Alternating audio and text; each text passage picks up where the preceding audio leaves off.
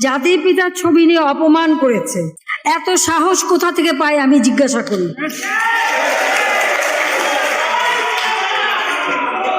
আমি জানি না আমাদের হাই কমিশনার এখন কারা বসেছিল এবং তারা সেখানে কিছুই করতে পারলো না কেন, সেটাও বড় প্রশ্ন। আর আমি আমার প্রবাসী যারা বাঙালি, না আমার প্রবাসী বাঙালিদেরও আমি বলবো যে যারা এই ঘটনাগুলি ঘটিয়েছে তারা চলাফেরা করে না, তাদের দেখেন না।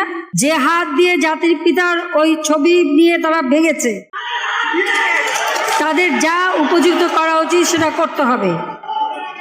কারণ জাতির পিতার নাম মুছে ফেলার চেষ্টা করা হয়েছিল, তো তারিখ যেহেতু দূরের কথা, ওর বাপ তো চেষ্টা করেছিল এই নাম মুছতে, ওর বাপও চেষ্টা করেছে, মাও চেষ্টা করেছে। তারা কি পেয়েছে নাম মুছতে? পারে নাই।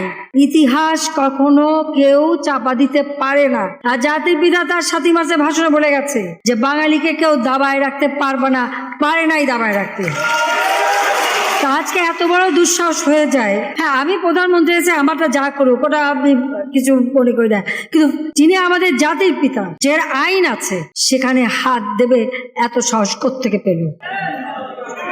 তারিখ যে ভুলে যাচ্ছে যে তার মা দুর্নীতি করে জেলে গেছে। সোশ্যাল মিডিয়ায় আপনারা অনেকেই হয়তো এই ভিডিওটা দেখেছেন। আসলে এটা অনেক আগের ভিডিও।